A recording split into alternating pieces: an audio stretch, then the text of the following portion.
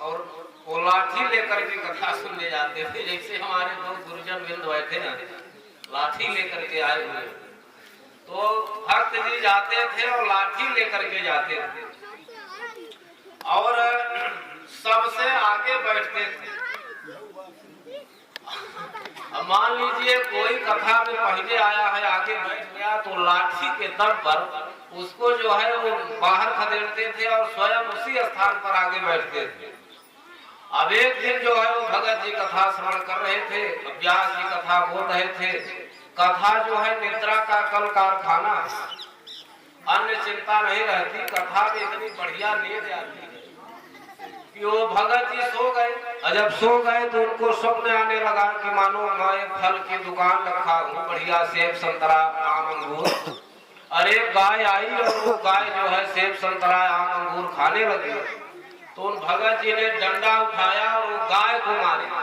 अब वहाँ गाय तो थी नहीं, वो लाठी जो है व्यास जी के बीचों बीच खोपड़ी पर गिर गई।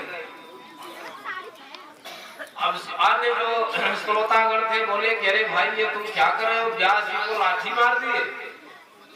और जब उनको जो है जागृत अवस्था में लाए तो बताए कि हमको क्या मालूम, हम तो सो गए और हमको स्वप्न आ रहा था, हम तो गाय को लाठी मारे, हमको क्या मालूम कि लाठी व्यास जी को लग गई। इस प्रकार कथा में निश्चल मति जब रहती है तब नींद इत्यादि नहीं आती और बीच बीच में हरि संकीर्तन करते रहना चाहिए, भगवान की जयकारा लगाते रहना चाहिए। इस प्रकार से कथा में ये चार भाव रखने चाहिए। आप लोग भी दोबारा कथा का आयोजन कराइए और जैसे धुंधुकारी ने कथा श्रवण किया ऐसे कथा श्रवण कराइए तो सबके लिए विमान आएगा।